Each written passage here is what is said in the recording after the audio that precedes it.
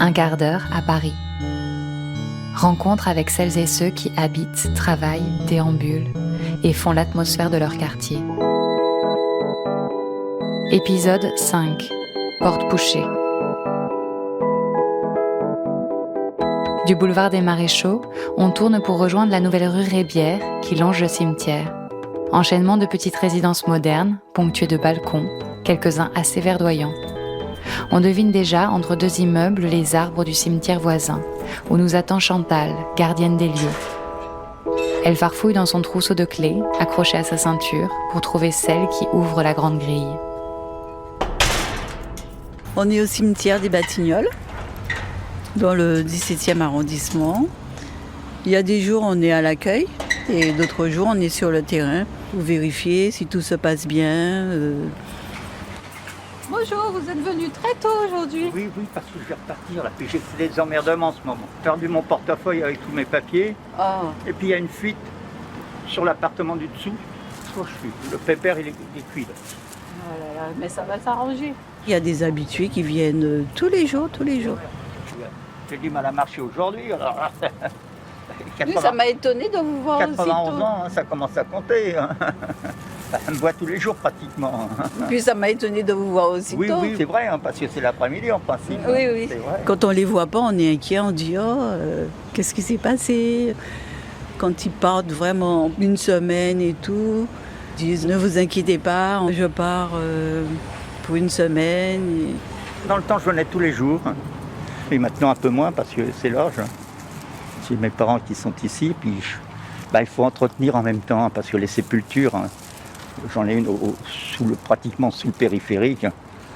Et maintenant, c'est quand même plus propre. Puis il y a de la poussière, moi je suis un peu maniaque, alors je vais nettoyer tout le temps, vous voyez. Puis des fois j'amenais des fleurs, puis là, vous voyez, j'ai quelques fleurs, mais ça tient plus debout tout ça. Bon, j'y vais alors. Tiens, le téléphone. Oui. Ah, t'es là, toi? Il y a une dizaine de chats. Il y a une dame qui s'occupe des chats, qui vient les nourrir tous les jours. Et quand ils sentent que la dame arrive, ils sont tous devant la guérite, ils attendent. Grisou, il venait de temps en temps manger. Et puis il a décidé qu'il s'installait définitivement. Lisa, c'est une grosse gourmande, ça se voit, non? C'est pas son plat, ça. Elle a déjà mangé. Il est là-bas, son truc. Elle va finir les plats. C'est bien, ça. Elle fait la vaisselle. Moi, ça fait 5 ans que je viens. Aujourd'hui, je suis pas très en avance. Hein. Ça fait un moment qu'ils attendaient devant. Oui, qui m'attendent. Avant, j'allais à Montmartre.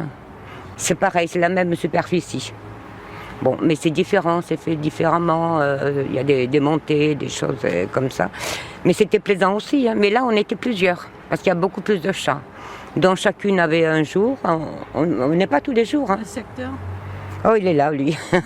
Il est adorable, ce chat, vraiment. Grisou. En plus, il a le dodo et tout. Il a le dodo, la nourriture. Non, mais c'est vrai, Et franchement. des câlins. Plein de câlins. Ah oui. Dès que les gens s'assoient sur le banc, hop, sur les genoux. C'est marrant, oui.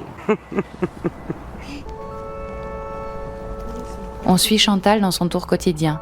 Elle sort des allées pour suivre le mur frontière, passant entre des tombes de pierre blanche recouvertes de mousse, ou d'autres de granit noir fleuris et chargés de petits écriteaux. Longeant les carrés au sol, des cavernes où reposent des cendres mises en terre, entre des arbustes et des immeubles à insectes, nouvellement installés par les jardiniers du parc. On passe devant un rucher et Chantal nous parle des hérissons nocturnes. Ici, nous sommes sous le périph'. Les tombes sont très très anciennes, c'est les premières. De ce côté-là, c'est pas très calme, mais de l'autre côté, c'est plus calme. Là, c'est un graveur.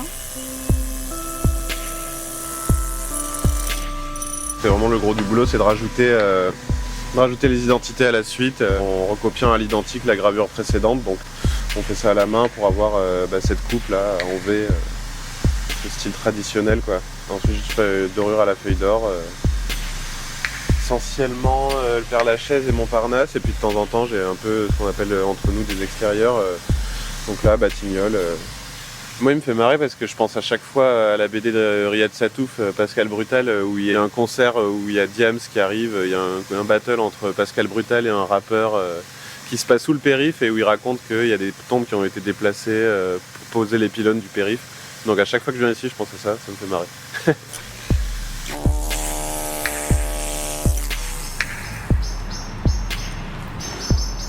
Vous entendez les oiseaux? Il y a des pies, il y a des... Parfois, il y a des perruches. Ça dépend des saisons. Il y a des gens qui ont peur des cimetières, mais c'est tellement... Les gens, ils s'habituent pas à la mort. Il y a parfois les livreurs, quand ils viennent livrer des fleurs, il y en a, ils restent à la porte, me disent « Ah non, non, je rentre pas » et tout. Ils ont du mal avec ça. Le cimetière, c'est un espace vert à Porte de Clichy, quoi. Et les gens peuvent rentrer pour profiter de l'espace vert. On a des très beaux espaces verts. C'est pas parce que c'est un cimetière que c'est minéral. Le cimetière, la vision à l'ancienne, c'est du gravier. Il n'y a rien. C'est un lieu triste. Et en fait, non, c'est pas un lieu triste. Et justement, c'est super reposant. Ça fait sens aussi de voir que il y a des décès, il y a des morts, mais il y a la nature qui reprend les droits à côté. Et ça aide beaucoup, je pense aussi, pour les usagers. Moi, je considère que notre travail, c'est pas de nous occuper des défunts, c'est de nous occuper des gens en deuil. C'est eux qui... C'est pour eux. Oui. Et c'est pour eux qu'on doit créer un endroit harmonieux, qui les détend. Et nous, on est là pour ça.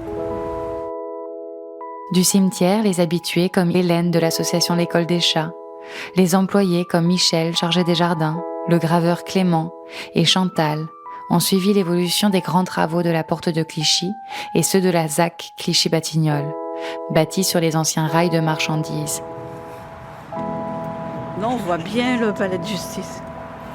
Et quand ils sont dans leur bureau là-bas, ils disent « Mais c'est quoi? On voit un tas de verdure, des arbres et tout. » Ils sont curieux, ils viennent voir.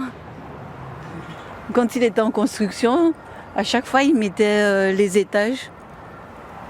Un panneau luminaire et il y avait les étages. C'était gigantesque.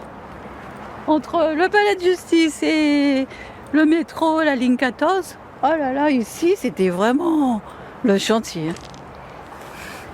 Le cimetière, l'accès, les gens ne trouvaient pas. C'était un labyrinthe pour venir. Moi, j'habite à Poissy. Alors, la ligne 14, elle a changé ma vie parce que j'arrive à Saint-Lazare le matin et j'ai vécu 2 ans de ligne 13 surchargée et avec beaucoup de difficultés. Et là, maintenant, j'ai la ligne 14. Ça a raccourci mon trajet. Et puis, il y avait un besoin, de toute façon, avec la nouvelle ZAC.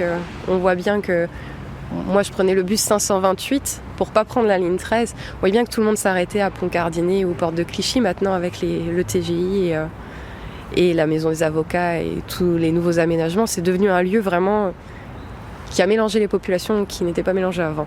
Enfin, dans la ZAC, vous avez dû le voir, il y a plein de restaurants, il y a plein de boutiques qui se sont mises en place du fait que ça a été aménagé.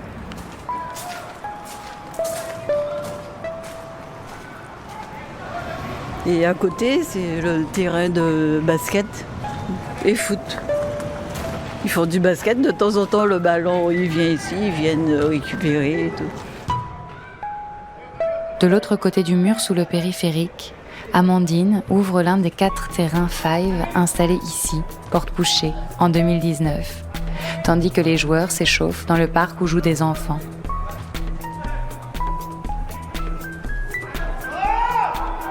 On va dire qu'on est à la limite du 17e. On est entre Clichy, Saint-Ouen et 17e. C'était une fourrière ici. Et apparemment, les gens faisaient carrément des détours pour ne pas passer par ici. Alors que maintenant, c'est vraiment pour le coup le coin cool, avec les restaurants, le parc pour les enfants et bien évidemment du coup les terrains qui attirent de plus en plus de joueurs. On est sous le périph'. Première fois qu'on met des terrains de foot sous le périph'. On se posait des questions, comment ça se passerait niveau pollution, le bruit, etc. Mais au final, on n'entend rien et la pollution, elle reste au-dessus. Moi, c'est la première fois que je viens. Moi, c'est la première fois, mais eux, ils viennent tous les vendredis, ils sont là à 19h30. Ils jouent. Là, ils font les équipes, ils choisissent les joueurs. Ils vont faire des équipes. Comment ça? Ouais, ça va. Le football, c'est la vie, c'est trop important. C'est trop important pour nous. Après, je pense qu'on ne doit être que 2 ou 3 à avoir 26 ans. Et sinon, le reste, ils doivent tous avoir à peu près entre 35 et 50, je pense. Ah non, ouais, ils assument, ils sont là. Moi, je viens de Porte d'Orléans. Enfin, même d'Arcueil, je viens, mais Porte d'Orléans, c'est la porte la plus proche de chez moi. Bah ouais, je suis venu jusqu'ici là pour voir là, ici là, mais c'est super bien là, les synthétiques comme ça là, c'est magnifique. Mais il faudrait qu'il y en ait plusieurs comme ça, dans plusieurs portes, ça serait encore bien. Bon là, je vais aller jouer là. Il y a des Boliviens, des Péruviens, des Équatoriens, des Colombiens aussi, presque toute l'Amérique du Sud. On vient en latino, on dit divertirnos, partager, à jouer, à laisser le stress, vous voyez, un petit peu, en fait, c'est bien pour la santé et c'est bien pour tout le monde, pour la tête aussi, voilà, et le corps, spécialement.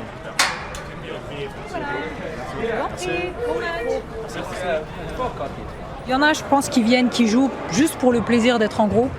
Il y en a qui viennent, qui jouent parce qu'ils ont aussi envie de développer leur jeu. Et il y en a qui viennent pour suivre le move. Mais au final, en fait, ils se disent « Ah, c'est bien, je vais continuer ». Qu'est-ce qui a gagné, les gars? Je crois qu'il y a eu +2 pour eux. On compte en plus, +2 pour eux. On a tous perdu notre souffle, nos poumons, avec la chaleur, laisse tomber, super pesante. Ah ouais. C'est pas facile, mais ça fait du bien. Ah non, si, j'ai mis une retournée quand même, il faut le souligner. Je sais que vous êtes des rageux, mais... On travaille tous ensemble, pas forcément dans la même équipe, mais dans la même entreprise en tout cas. Un distributeur de musique en fait, et une partie aussi label. On travaille à 10 minutes à côté. Quasiment une fois par semaine, on s'est trouvé un créneau pour faire du foot ensemble. Jusqu'à quand toi t'as fait du foot? Jusqu'à avant de venir sur Paris, jusqu'à peut-être 22 ans. Depuis que je suis petit en tout cas, ouais. Il y a un peu de tout, il y en a qui ont déjà fait du foot, il y en a d'autres qui jouent avec leurs amis, mais ça rassemble, c'est clair, c'est sûr.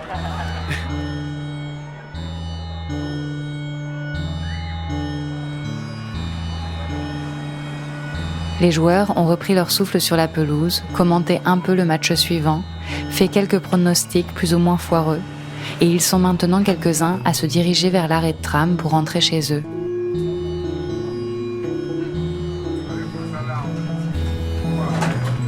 Ils se fondent parmi les autres voyageurs du soir qui font, de porte en porte, un tronçon du Tour de Paris.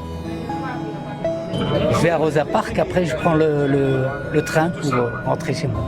Ah, tu descends ici? Je l'ai monté, oui. On découvre, c'est vrai, on est à l'extérieur, on n'est pas sous les tunnels et tout, donc c'est beau. Puis pour ceux qui connaissent Paris, on découvre les portes. Tout ça c'est nouveau, il n'y en avait pas, c'était désert il y a 4-5 ans. Puis je travaillais toujours à Paris, donc sur les Champs-Élysées. Je suis cuisinier, donc j'ai travaillé pendant 30 ans là-bas. Puis ce que j'aimais, c'est les quartiers des Marais. J'ai habité là-bas dans les années 80. Hôtel de ville. Donc c'est beau.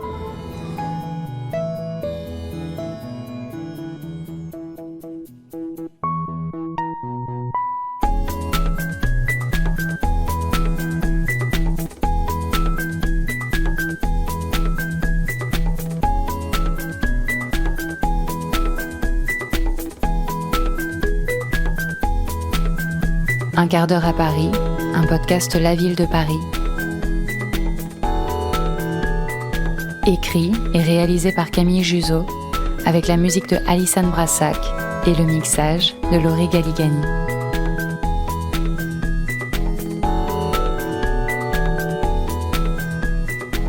Vous aussi, vous avez des petites ou des grandes histoires partagées avec les gens de vos quartiers parisiens?